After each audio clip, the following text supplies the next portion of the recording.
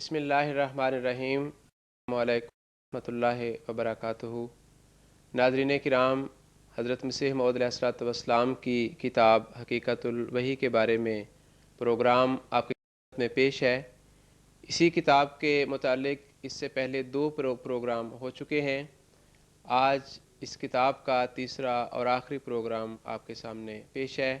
گفتگو کے لیے خاکسار کے ساتھ تشریف فرما ہے محترم مولانا مبشر احمد صاحب کالوں اور محترم مولانا نصیر احمد صاحب انجم۔ کالوں صاحب، آپ کی خدمت میں پہلا سوال ہے کہ اس سے پہلے پروگرام میں کچھ وساوس یا اعتراضات دوسرے لوگوں کے ہم نے یہاں ڈسکس کیے تھے، حضور کے جوابات تھے اس کتاب میں۔ ایک ڈاکٹر عبدالحکیم خان صاحب جو ہیں، انہوں نے حضور پر یہ الزام لگایا ہے کہ حضور نے یہ لکھا ہے کہ جو شخص میرے پر ایمان نہیں لاتا گو وہ میرے نام سے بے خبر بھی ہوگا، تب بھی وہ کافر ہوگا اور دوزخ میں جائے گا۔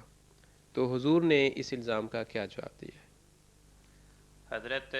مسیح موعود علیہ السلام فرماتے ہیں کہ ڈاکٹر صاحب نے میری طرف یہ بات منسوب کر کے مجھ پہ سراسر افتراء سے کام لیا ہے۔ فرمایا ڈاکٹر صاحب میری کسی کتاب سے، کسی تحریر سے، کسی اشتہار سے یہ بات دکھا دیں تو پھر تو کوئی بات ہے۔ فرمایا ورنہ عقلاً یہ بات قابل قبول نہیں کہ ایک ایسا انسان جس تک میرا پیغام نہیں پہنچا وہ میرے نام سے بھی بے خبر ہے، اسے جہنم کا حقدار قرار دیا جائے۔ ہاں، وہ انسان جس تک پیغام پہنچا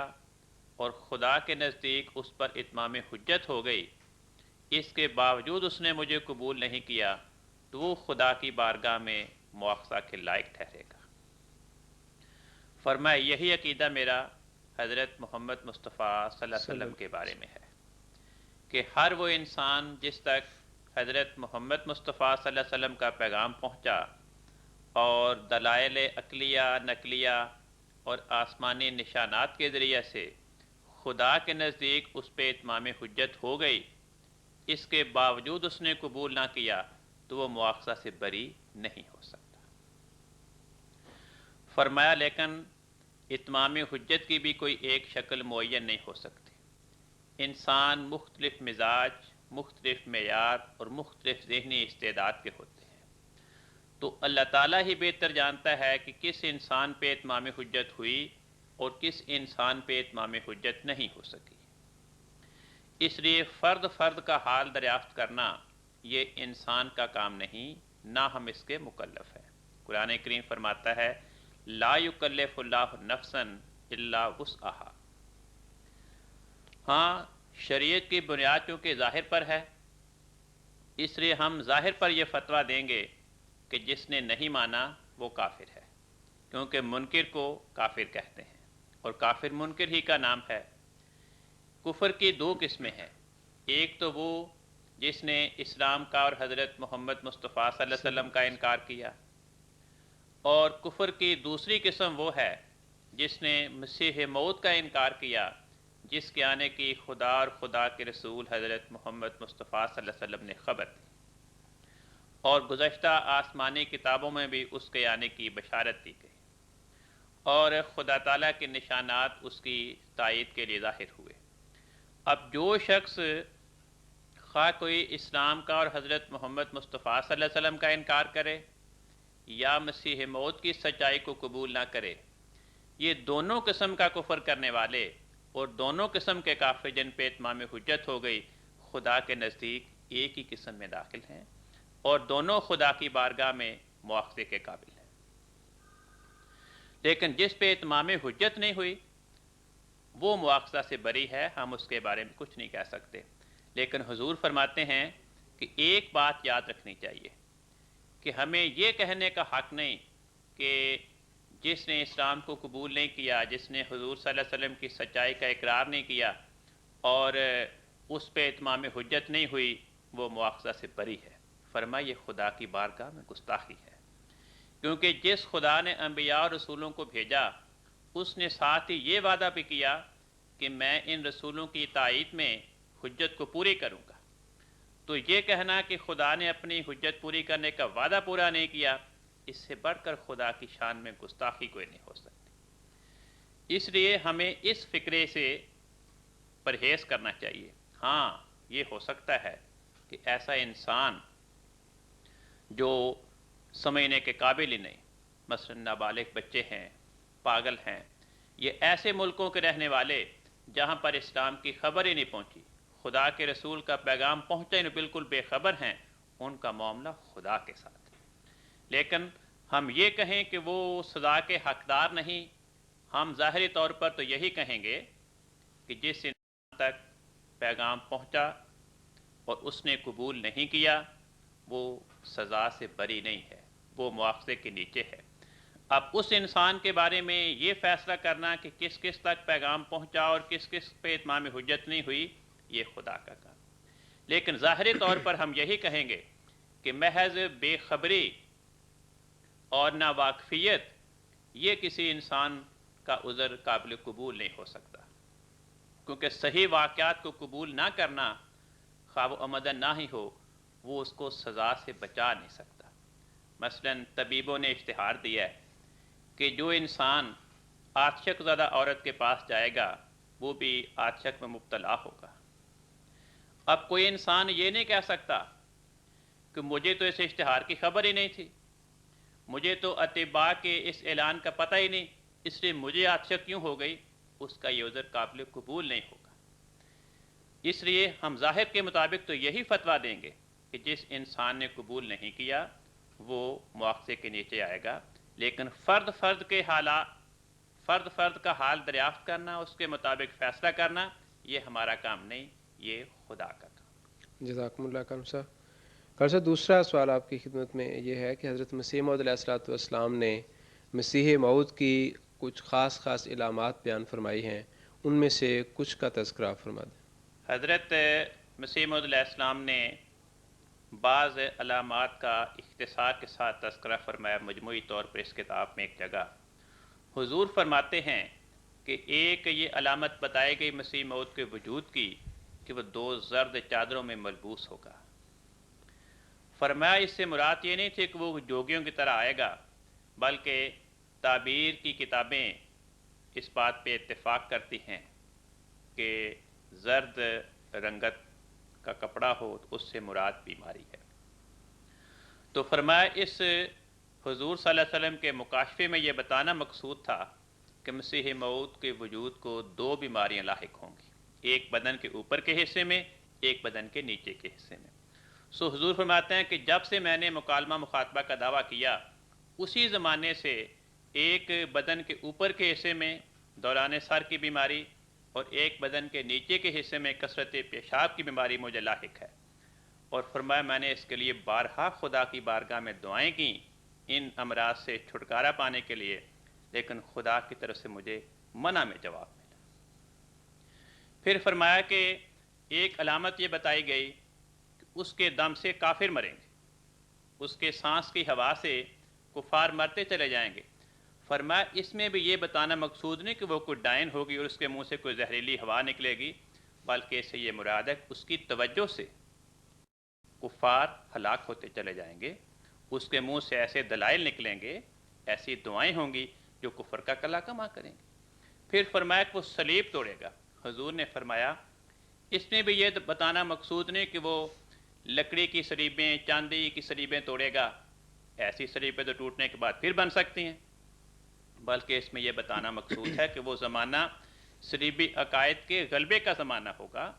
اور صلیبی عقائد کے غلبے کے زمانے میں مسیح موعود کے ذریعے خدا تعالیٰ صلیبی عقائد کی تردید کا انتظام کرے گا۔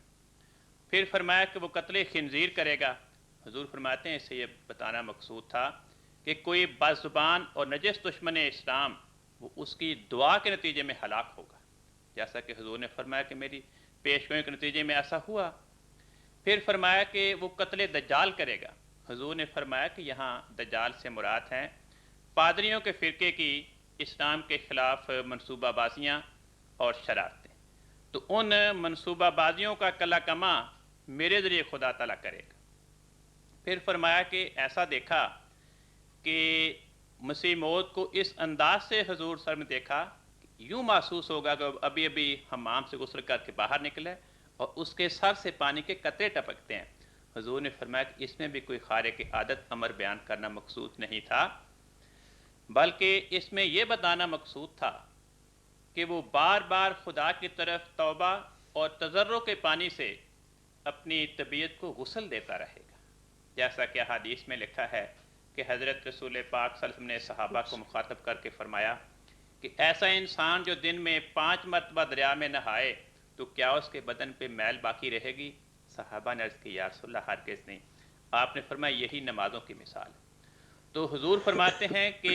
نماز کو حضرت محمد مصطفیٰ صلی اللہ علیہ وسلم نے غسل سے تشبیہ دی،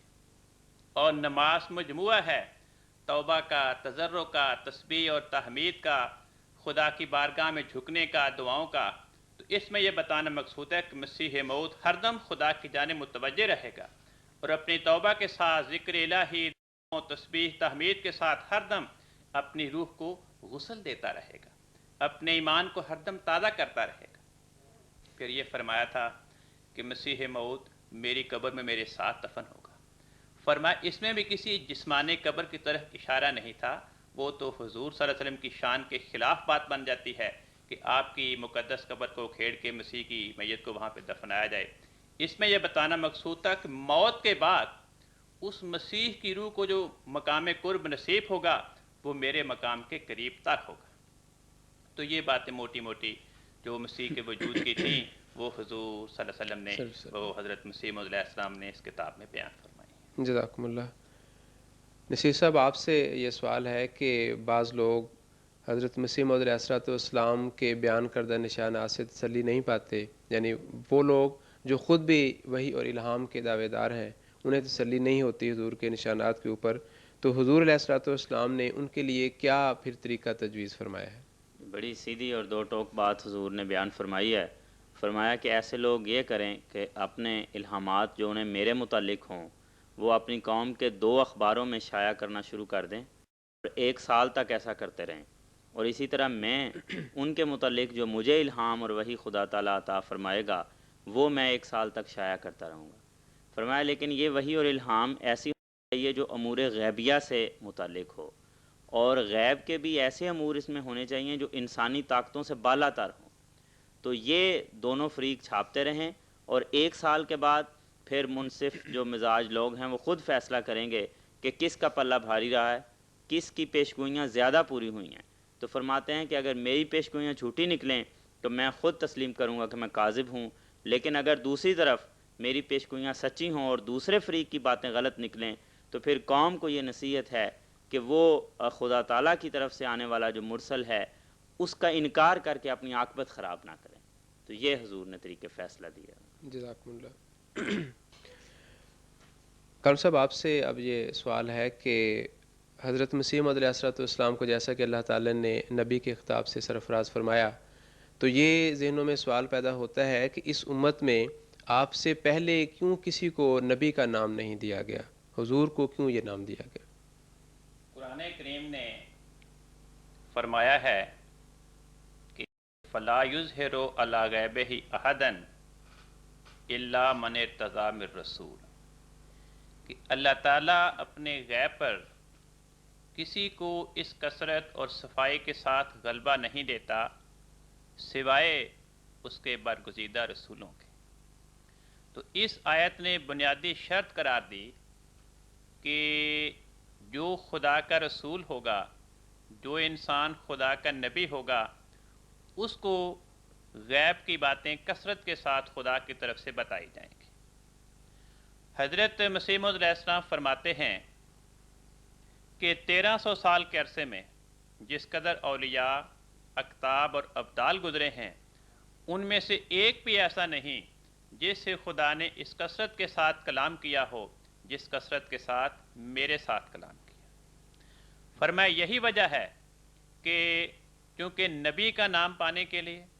رسول کا نام پانے کے لیے کثرت مکالمہ الہیہ اور کثرت امور غیبیہ شرط ہے، اور یہ شرط ان میں پائی نہیں گئی، اس لیے وہ نبی کا نام پانے کے مستحق نہیں گئے۔ اور فرمایا کہ حضرت محمد مصطفیٰ صلی اللہ علیہ وسلم نے پیش گوئی کی تھی کہ میری امت میں مسیح نبی اللہ آئے گا۔ تو چونکہ نبی کا نام پانے کے لیے حضور صلی اللہ علیہ وسلم نے ایک ہی وجود کے آنے کی بشارت دی تھی، اس لیے اگر مجھ سے پہلے، مسیح کے ظہور سے پہلے اور اولیاء اور ابدال کو بھی نبی کا نام دیا جاتا تو حضرت محمد مصطفیٰ صلی اللہ علیہ وسلم کی یہ پیشگوئی باطل قرار پاتی۔ تو یہ بنیادی سبب تھا کہ نبی کا نام پانے کے لیے کثرت امور غیبیہ شرط ہے، اور یہ شرط مجھ سے پہلے اولیاء اور اقطاب میں پائی نہیں گئی۔ یہ شرط جب خدا نے میرے وجود میں پوری کی تو مجھے حضرت محمد مصطفیٰ صلی اللہ علیہ وسلم کی بشارات کے مطابق خدا نے نبی کا نام دیا۔ جزاکم اللہ۔ نصیر صاحب، حقیقت الوحی میں وحی اور الہام کے بارے میں تفصیل سے حضور نے روشنی ڈالی ہے، معارف بیان فرمائے ہیں۔ یہاں ایک یہ ذہن میں بات آتی ہے کہ اب مثلا کوئی الہام اگر ہوتا ہے، بہت ممکن ہے کہ وہ الہام خدا تعالیٰ کی طرف سے ہو، یا یہ بھی ممکن ہے کہ نہ ہو، وہ شیطان کی طرف سے ہو، کیونکہ یہ بھی ہو سکتا ہے۔ یہ بھی ہو سکتا ہے کہ وہ حدیث النفس ہو، اپنی دماغ کی کوئی بناوٹ ہو۔ تو حضرت مسیح موعود علیہ السلام نے اس پر بھی روشنی ڈالتے ہوئے کس طرح بیان فرمایا ہے کہ کیسے پتہ چلے گا کہ یہ جو آواز یا الہام یا وحی ہے شیطان کی طرف سے ہے یا کہ خدا تعالیٰ کی طرف سے ہے؟ جی، حضور فرماتے ہیں کہ یہ بالکل ممکن ہے کہ جس زبان پر خدا کا الہام جاری ہو اسی زبان پر شیطان کی بات بھی جاری ہو سکتی ہے، حدیث النفس بھی ہو سکتی ہے۔ ان میں فیصلہ کرنے کے لیے کہ یہ کس کی طرف سے ہے، انہوں نے فرمایا کہ دو شہادتیں ساتھ ضروری ہیں۔ پہلی شہادت یہ ہے کہ وہ الہام جس پر ہو رہا ہے اس کی عملی حالت کیا ہے، کیونکہ یہ بات طے ہے کہ جو جس کے قریب ہوگا وہی اس سے کلام کرے گا۔ تو جو شیطان کے قریب ہوگا شیطان اس سے کلام کرے گا، جو خدا تعالیٰ کا مقرب ہوگا خدا تعالیٰ اس پر الہام کرے گا، اس سے کلام کرے گا۔ تو فرمایا کہ جو خدا کا الہام پانے والے ہیں ان کی حالت یہ ہوتی ہے کہ وہ دنیا کو بالکل چھوڑ چکے ہوتے ہیں اور ہر چیز پر خدا کی رضا کو مقدم کر لیتے ہیں۔ اگر ان کے سامنے ان کی اولاد کو بھی ذبح کیا جائے تو وہ اس کی پرواہ نہیں کرتے، اور اگر ان کو جتنے بڑے فتنہ اور فساد میں سے اور امتحان میں سے گزرنا پڑے وہ ہمیشہ اس میں سے پاس ہوتے ہیں، اس میں سے کامیاب ہو کر گزرتے ہیں، اور ہرگز اپنے اس ارادے سے اور اپنے اس مقام سے پیچھے نہیں ہٹتے۔ فرمایا کہ اگر ان کو یہ بھی بتا دیا جائے کہ تم جہنم میں جاؤ گے تو پھر سر منہ انحراف نہیں ہوتا اپنے مقام سے، اور وہ خدا کی رضا کو ہی ہمیشہ اپنے سامنے رکھتے ہیں، اور یہی ان کی جنت ہوتی ہے، یہی ان کی نق بہشت ہوتی ہے کہ خدا تعالیٰ کی رضا ان کو حاصل ہو جائے۔ تو یہ پاک باطن لوگ یہ خدا تعالیٰ کے الہام کے مورد ہوتے ہیں، یہی اولیاء الرحمن کہلاتے ہیں، خدا تعالیٰ کے دوست ہوتے ہیں، اور انہی کے متعلق خدا تعالیٰ فرماتا ہے اِنَّ عِبَادِی لَیسَ لَکَ عَلَیہِم سلطان، کہ ان پر شیطان کا کوئی غلبہ نہیں ہوتا، یہ یقیناً خدا کے الہام کے مورد ہو سکتے ہیں۔ تو ایک تو یہ بات فیصلہ کرے گی کہ الہام پانے والے کی عملی حالت کیا ہے، اگر وہ خدا رسیدہ ہے، اگر وہ نیک ہے، پاک باطن ہے، خدا کی محبت میں محو ہے، تو پھر اس کا الہام خدا کا الہام کہلا سکے گا۔ اور اس کے ساتھ دوسری شہادت یہ ہے کہ صرف الہام نہیں ہوتا، بلکہ جب خدا کی طرف سے الہام ہوتا ہے تو اس کے ساتھ خدا تعالیٰ تائیدات اور معجزات کا ایک سلسلہ جاری کر دیتا ہے، جو اس بات کو ثابت کرتے ہیں کہ اس پر جو الہام نازل ہوا ہے، جو کلام اترا ہے، وہ بھی یقیناً خدا کی طرف سے ہے۔ اور فرمایا کہ یہ جو نشانات ہوں، یہ نہیں کہ کوئی ایک آدھ نشان پورا ہو گیا تو اس کو وہ پیش کرے کہ یہ میرے ساتھ نشانات بھی ہیں، کثرت کے ساتھ نشانات اترنے چاہیے، 200-300 نشان وہ جب اتریں اور وہ سچے ثابت ہوں تو پھر کوئی کہہ سکتا ہے کہ یہ خدا تعالیٰ کی طرف سے اس کو نشانات اور تائیدی باتیں بھی عطا ہوئی ہیں۔ اور پھر یہ کہ اس کے جو الہامات ہیں وہ قرآن مجید کے مخالف نہ، تو یہ باتیں اگر کسی میں پائی جائیں تو وہ کہہ سکتا ہے کہ وہ خدا تعالیٰ کی طرف سے الہام پاتا ہے، اور ورنہ اگر یہ نہیں ہے، محض الہام جاری ہوا ہے، تو اس کو یہ کوئی حق نہیں کہ وہ کہے کہ مجھے خدا کی طرف سے الہام ملا ہے۔ جزاکم اللہ۔ ڈاکٹر صاحب، دجال کے بارے میں حضرت مسیح موعود علیہ السلام نے اپنی اس کتاب میں کیا بیان فرمایا ہے؟ حضور فرماتے ہیں دجال کے معنی ہیں تحریف اور تبدیل کے ذریعے حق کو چھپانے والا۔ فرمایا جس دجال کے فتنے کی خبر دی گئی، جو سوائے مکہ اور مدینہ کے پوری زمین پہ محیط ہوگا، پوری دنیا پہ جس کا غلبہ ہوگا، اس دجال سے مراد پادریوں کا فرقہ ہے، جو بات بات میں تحریف اور تبدیل کے کرشمے دکھاتے ہیں۔ فرمایا دیکھیں قرآن کریم فرماتا ہے حضرت عیسیٰ علیہ السلام کے ساتھ وعدہ کرتے ہوئے جاعل الذین اتبعوک فوق الذین کفروا الی یوم القیامت، کہ اے عیسیٰ تیرے ماننے والے قیامت کے دن تک تیرے منکرین پہ غالب رہیں گے۔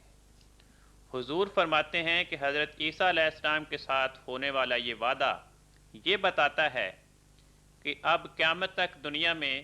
یا مسیحی غالب آئیں گے یا مسلمان غالب آئیں گے۔ اب دجال تو کافر ہے، وہ مسلمان تو نہیں ہو سکتا، تو اس آیت نے اس بات کی تعیین کی کہ فتنہ دجال سے مراد عیسائی قوم کا فتنہ ہے۔ اور حدیث میں بھی لکھا ہے کہ دجال کا فتنہ گرجے میں سے نکلے گا، کلیسیا سے اس کا ظہور ہوگا۔ حضور نے فرمایا کہ عجیب بات ہے، بخاری شریف میں حدیث ہے کہ مسیح آ کر کیا کرے گا؟ فرمایا مسیح صلیب توڑے گا اور خنزیر کو ہلاک کرے گا۔ مسلم کی حدیث ہے کہ مسیح کے آنے کا مقصود قتل دجال ہے۔ اب بظاہر یہ آپس میں تضاد پیدا ہوتا ہے، کیونکہ ادھر یہ بتایا کہ مسیح کے زمانے میں دنیا پہ سوائے مکہ مدینہ کے ہر جگہ دجال کا غلبہ ہوگا۔ اب بخاری کی حدیثیں بتاتی ہیں کہ مسیح کے آنے کا مقصود صلیبی غلبے کو توڑنا ہے، مسلم کی حدیث بتاتی ہے کہ مسیح کے آنے کا مقصود دجال کا تسلط توڑنا ہے۔ اگر دونوں کو جدا جدا قرار دیں تو دونوں ایک ہی وقت میں ایک زمین پہ غالب قرار نہیں پا سکتے، یا زمین پہ صلیبی غلبے کا اقرار کرنا پڑے گا یا زمین پہ دجال کے فتنے کے تسلط کا اقرار کرنا پڑے گا۔ تو حضور نے فرمایا کہ اس سے مراد دراصل یہی ہے کہ جہاں یہ فرمایا حدیث میں مسلم کی ایک اور حدیث میں کہ دجال کا ظہور گرجا سے ہوگا، اور مسلم کی ایک اور حدیث میں فرمایا کہ کے زمانے میں عیسائی سلطنت کو دنیا میں قوت و شوکت نصیب ہوگی، تو یہ حدیثیں دونوں حدیثوں کی آپس میں موافقت ثابت کر رہی ہیں اور بتا یہ رہی ہیں کہ وہی فتنہ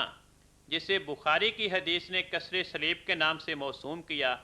اسی کسر صلیب کے فتنے کو مسلم کی حدیث نے قتل دجال کے نام سے موسوم کیا، اور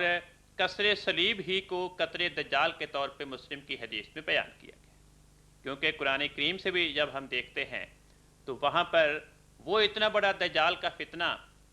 جس کے بارے میں احادیث نے یہ خبر دی کہ سوائے مکہ اور مدینہ کے پوری زمین پہ اس کا غلبہ ہوگا، دجال کا قرآن میں لفظ ہی موجود نہیں۔ ہاں قرآن کریم یہ بتاتا ہے کہ عیسیٰ پرستی کا فتنہ اتنا بڑا فتنہ ہے کہ قریب ہے کہ اس سے آسمان پھٹ پڑے، زمین پھٹ پڑے اور پہاڑ پھٹ کر ذرہ ذرہ ہو جائے۔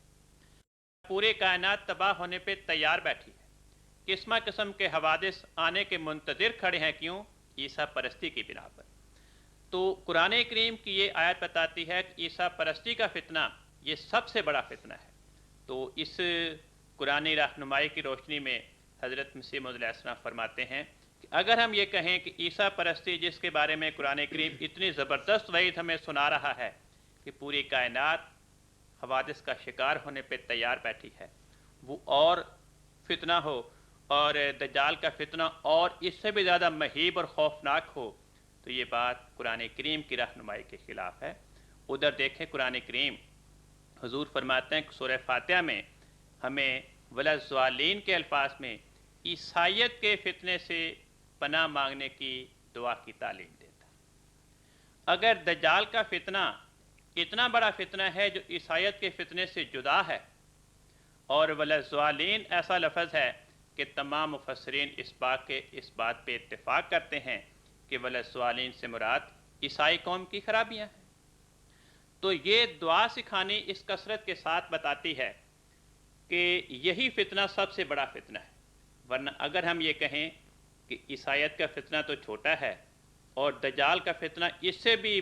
تر ہے اور اس سے بچنے کی قرآن نے ہمیں دعا ہی نہیں سکھائی، تو اس سے بچنے کی جداگانہ دجال کے لفظ کے ساتھ دعا نہ سکھانا اور وللضالین کے الفاظ میں کثرت کے ساتھ ہمیں ہر روز بار بار عیسائی قوم کے فتنے سے بچنے کی دعا کی تعلیم دینا بتاتا ہے کہ قرآن کریم کی نگاہ میں عیسائی قوم کا فتنہ اور عیسیٰ پرستی یہی فتنہ دجال ہے۔ جزاکم اللہ۔ ڈاکٹر صاحب، اس پروگرام کا آخری سوال آپ کی خدمت میں یہ ہے کہ لوگ یہ اعتراض بھی کرتے ہیں کہ قرآن مجید میں تو مسیح موعود کا کہیں ذکر نہیں ہے، تو حضرت مسیح موعود علیہ الصلوۃ والسلام نے اس اعتراض کا کیا جواب دیا ہے؟ حضور فرماتے ہیں کہ قرآن کریم عیسیٰ پرستی کے فتنے کو سب سے بڑا فتنہ قرار دیتا ہے، اور قرآن کریم اس فتنے کا تذکرہ کر کے ایک وعید سناتا ہے اور فرماتا ہے عیسیٰ پرستی کی شامت سے آخری زمانے میں آسمان پھٹنے کے قریب ہوں گے، زمین پھٹنے کے قریب ہوگی، پہاڑ ریزہ ریزہ ہونے کو تیار ہوں گے۔ اب جس زمین پہ عیسیٰ پرستی کے نتیجے میں آخری زمانے میں اس قدر حوادث اور زلازل کی خبر دی گئی،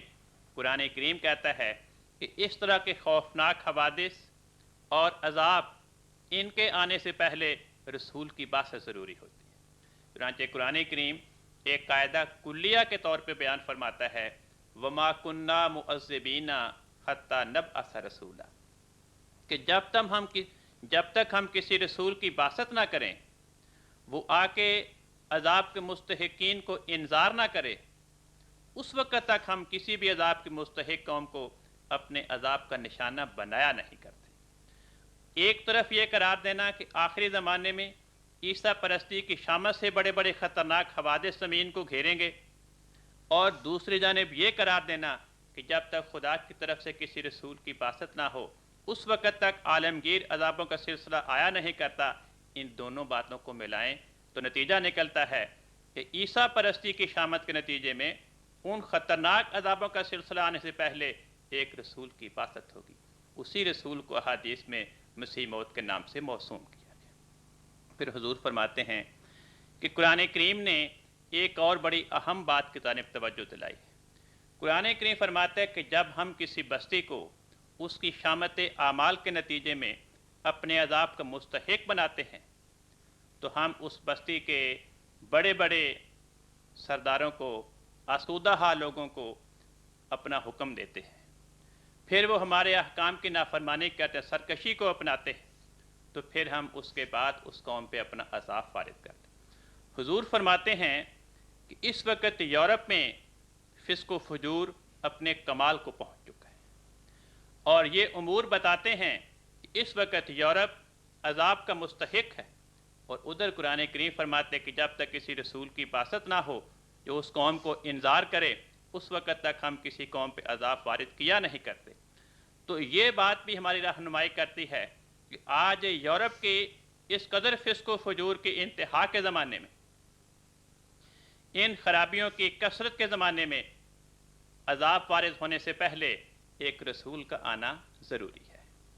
پھر فرمایا کہ قرآن کریم نے آیت استخلاف میں پیش گوئی کی، فرمایا کہ جس طرح ہم نے پہلے قوم میں اپنے خلفاء اور جانشین بھیجے تھے، اسی قسم کے خلفاء اور جانشین امت محمدیہ میں خدا تعالیٰ برپا کرے گا۔ حضور نے فرمایا اسرائیلی امت میں یہ پیش گوئی بتاتی ہے، دونوں سلسلوں کی باہم مشابہت اس بات کی مقتضی ہے کہ جس طرح اسرائیلی امت میں موسیٰ علیہ السلام کے بعد 14ویں صدی میں حضرت عیسیٰ آئے تھے، اسی طرح مسیل موسیٰ حضرت محمد مصطفیٰ صلی اللہ علیہ وسلم کی امت کے لیے بھی آپ کے بعد جب 14ویں صدی آئے تو اس امت میں بھی عیسیٰ علیہ السلام کو مسیل دنیا میں آئے۔ پھر حضور نے فرمایا، قرآن کریم نے سورۃ جمعہ میں حضرت محمد مصطفیٰ صلی اللہ علیہ وسلم کی ذلیت میں ایک ایسے رسول کے آنے کی خبر دی ہے جو آپ کا بروز بن کے آئے۔ فرمایا قرآن کریم کہتا ہے وَآخَرِينَ مِنْهُمْ، کہ حضرت محمد مصطفیٰ صلی اللہ علیہ وسلم کے صحابہ میں سے ایک اور گروہ ہوگا جو ظاہر ہوگا، اور ابھی تک وہ ظاہر ہوا نہیں۔ حضور نے فرمایا کہ منہم کی ضمیر صحابہ کی راجع ہے، کہ آنے والا گروہ جو ابھی ظاہر نہیں ہوا وہ صحابہ میں سے ایک گروہ ہوگا۔ فرمایا یہ نہیں فرمایا کہ امت میں سے کوئی گروہ ہوگا، فرمایا منہم صحابہ میں سے ایک گروہ ظاہر ہوگا، اور فرمایا کہ صحابی کا لفظ تو اسی پہ اطلاق پاتا ہے جو کسی رسول کی صحبت سے فیض یاب ہو ایمان کی حالت میں۔ تو یہ کہنا کہ ایک زمانہ ایسا آئے گا जिस ज़माने में सहाबा पैदा होंगे, ये क्या बताता है कि इस उम्मत में एक नबी आएगा जिसकी सोहबत में, ईमान की हालत में उसकी सोहबत से फैज़याब होने वाले अफराद सहाबा करार पाएंगे। और ज़माने में उस नबी का आना हज़रत मोहम्मद मुस्तफ़ा सल्लल्लाहु अलैहि वसल्लम का अपना आना होगा बरूस के तौर पर। तो फरमाया कि ये आयात हमारी रहनुमाई करती हैं कि इस उम्मत में एक रसूल आएगा और उसी रसूल को मौत के नाम से मौसूम किया गया। फरमाया और जानिब कुरान करीम ने इशारा किया। कुरान करीम फरमाता है, इम्मिन करियतिन इल्ला नहनु मुहलिकुहा कबला यौमिल क़यामत, कि क़यामत के दिन से पहले पहले हम हर बस्ती पे हलाकत वारिद करेंगे, और मुअज़्ज़िबूहा अज़ाबन शदीदा, या उसे अज़ाब शदीद में मुब्तला करेंगे। अब ये पेशगोई बताती है कि आखिरी ज़माने में दुनिया के इख्तिताम से पहले इस दुनिया पर हलाकत और अज़ाबों का एक आलमगीर सिलसिला शुरू होगा। और कुरान करीम हमें एक मुस्तकिल उसूल बताता है कि जब तक खुदा की तरफ से किसी रसूल की बासत ना हो, इस तरह हवादिस, आलमगीर तबाहियाँ और आलमगीर अज़ाबों का सिलसिला जारी हुआ नहीं करता। तो आखिरी ज़माने में आलमगीर हलाकतों और अज़ाबों के सिलसिले के आने की पेशगोई बताती है कि आखिरी ज़माने में किसी रसूल की बासत होगी। तो अहादीस उसी आने वाले रसूल को मसीह मौत के नाम से मौसूम करती है। जज़ाकुमुल्लाह हसन जज़ा। आप दोनों बुज़ुर्गों का बहुत शुक्रिया कि आप तशरीफ़ लाए। तो नाज़रीन किराम, हकीकतुल वही के बारे में गुफ्तगू हमारी आज के इस प्रोग्राम के साथ ही मुकम्मल होती है। आइंदा प्रोग्राम में हम हज़रत अक़दस मसीह मौऊद अलैहिस्सलातु वस्सलाम की एक और किताब लेकर आपकी खिदमत में फिर हाज़िर होंगे। तब तक के लिए इजाज़त दें। अल्लाह हाफ़िज़।